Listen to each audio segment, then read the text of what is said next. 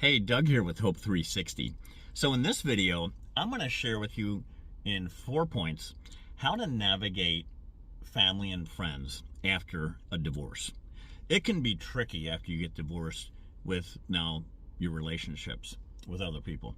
So how to emotionally detach from your former spouse. So you're going to experience and think about the following things. I'm gonna share with you here how to detach from your former spouse, because depending on how long you were married, you were attached to them emotionally, physically, spiritually, and so you're going to be thinking about shattered dreams. You're going to be thinking about your ex's flaws.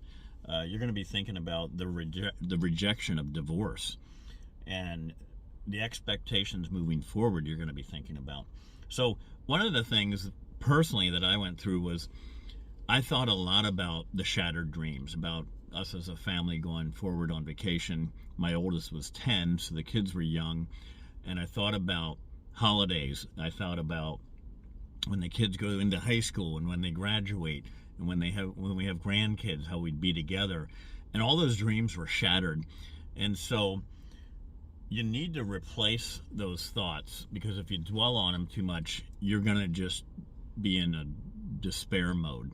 So you need to replace these thoughts with new thoughts. So I have new dreams. And that, I'll have to admit, that was difficult for me. I had to have a plan B for my dreams. So you want to dream about new vacations, about just setting new traditions if you have kids, with you and your kids, and it's going to exclude your former spouse.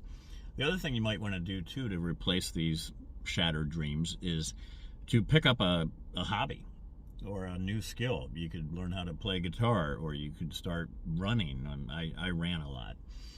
So the second thing I want to share with you on how to navigate friends and family after a divorce is how to decide if you should include your former in-laws in your life. This can be a tricky situation, because especially if you have kids, your in-laws are going to want to see their grandkids. And they might not be able to see them as much when your ex-spouse has them, or they might want to see them, or it might not work out timing-wise. So one of the things you want to do is recognize the possible challenges. Talk to them about it. Just be open about it. Say, hey, I'd love to have a continued relationship with you. Tell them you want them to have a relationship with the grandkids while they're with you, while the kids are with you. And one of the things you want to do is don't talk about past failures. Especially if it was your ex's fault. They don't want to hear that.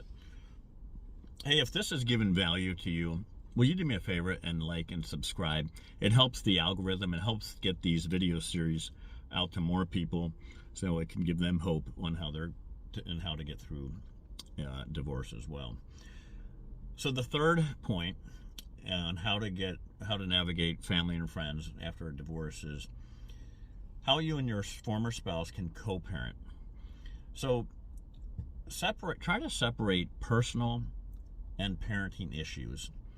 And if you're mad, write it down before you have to talk to your spouse about it. So you want to separate what's personal and what's business. And sometimes that's hard to do, because I know emotions are running high. But you want to try to allow, as mad as you might be, allow both parents to have time with the kids, because if you take that away, the kids are going to be hurting. And you want to keep the peace in front of the kids. Try to be as cordial and as nice as you can, and keep the kids also routines as best as you can. Bedtimes, meals, all that, because that'll give them added security while they're going through this as well. And finally, with your former spouse, how to co-parent with your former spouse, just communicate. Be open to communication, and keep the lines of communication, open.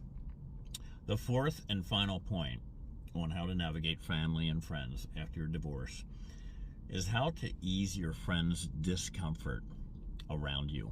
When I went through this, and I talked to other people that have gone through a divorce, their friends sometimes don't know what to do with you. They look at you like you have two heads, or they just don't know what to say, and so they kind of alienate themselves.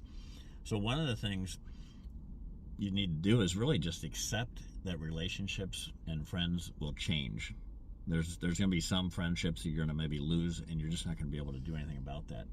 But be patient with people and avoid assumptions. Communicate. Try to communicate with your friends and tell them you're okay still going out on couples night and maybe being the fifth wheel. And they might think that you don't want to, or you're going to be sad. So keep your communication open. Hey, thanks for watching.